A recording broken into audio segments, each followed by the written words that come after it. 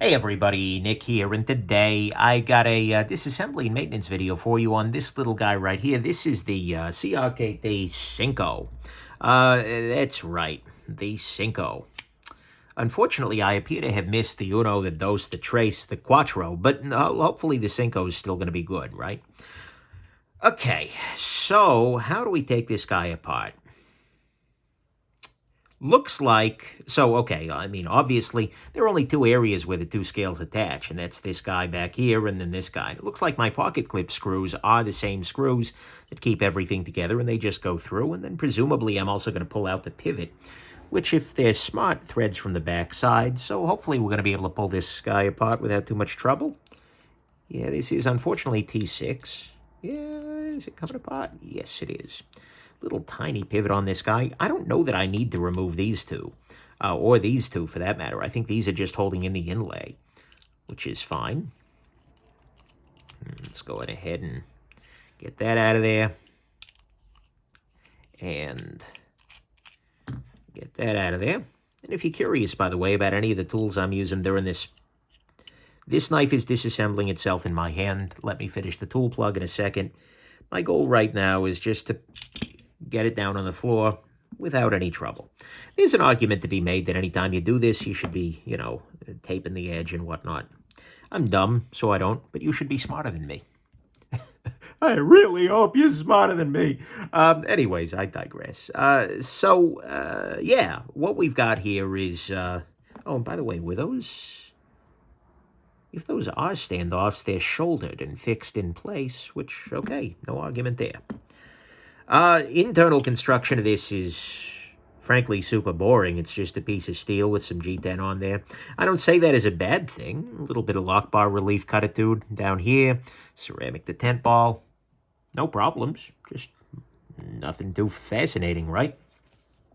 Got these little tiny itty-bitty bearings in here. I mean, seriously, look at this. This is itty-bitty even next to my hands, right? That's saying something right there. So we got the Cinco bearing there. Pop the other side out. Just clean this up. This is about to be a real quick video. God, I hope it's going to be a quick video. Because otherwise something's going to go off the rails and boss music from Zelda's going to start playing. And it's just going to be a whole affair. All right. Slip that in there. Clean up this other bearing. What we see here is that they've not masked the black wash finish off at all. So this might smooth out a little bit over time as you use it more and flip it more. Although it's not a super rough wash. But you can see already that the detent ball is wearing a little bit of a path in there. This guy also came from the factory bone freaking dry. So we'll probably be able to do a little good here. I think oh yeah, if you're ever curious about the tools I'm using, now that the knife is not disassembling itself actively in my hand, go ahead and check out nickshabazz.com/tools, and you'll see a listing of everything that I use on a regular basis. And it's going to be a beautiful thing. All right, there's that. I'm going to go ahead and drop this guy into place, and I'm going to rotate it a little bit. And I'm using the tip of the applicator here, not because I'm adding more oil, but because that's a small metal tool that's in my hand right now. I'm going to go ahead and put a little lubrication in the inside of the blade, pivot hole there, that is. And I'm going to go ahead and drop a little bit right here as well. And onto the detent ball path. That should make this guy smoother still. And let's go ahead and rotate, rotate, rotate. Beautiful. Okay, now we just have to put everything back together.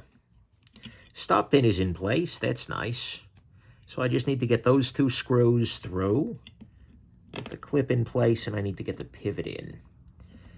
So... note that I'm having to lift the lock bar here to get everything snapped in. I'm going to go ahead and put in the pivot first just to keep that, take down 1 degree of freedom, so to speak.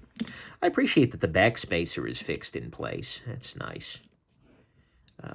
One less thing to worry about, Going ahead and tighten that down. It's not, my final tightness, although actually it might not be far off. But at the very least, it gets me in the ballpark. Oh no, the ball. This is not fixed in place at all. Okay, but before the boss music starts playing, let me spear these 2 screws through here. You go here. Just gonna use the lanyard hole here in the back to move this such that I can get this through. There we go. So, let's play How is Nick Shabazz an Idiot today? That's right. That's the pocket clip. Pocket clip needs to go through the screws. So, rather than risking things, and more specifically risking things becoming undone, what I'm going to go ahead and do is I'm going to, while things are in alignment, I'm going to slip this guy through. That should keep the back spacer in roughly the right position. Lift this guy out.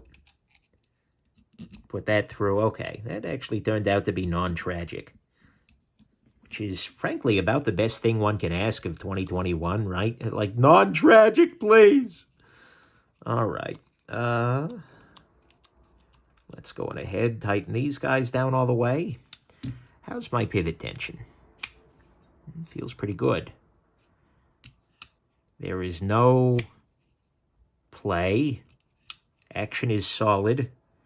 Centering is pretty damn good, if not right on. Done. The Cinco has been disassembled and maintained in only 6 minutos. And that's es una cosa muy buena. All right. So, let's go on ahead and, well, be done. Let's go ahead and be done, people. Let's be done, okay? Let's go on ahead and wrap this up. I hope this has been interesting to you, and have yourselves just an absolutely wonderful rest of your day. Keep an eye out for the full review of this guy in a little bit here. Bye now.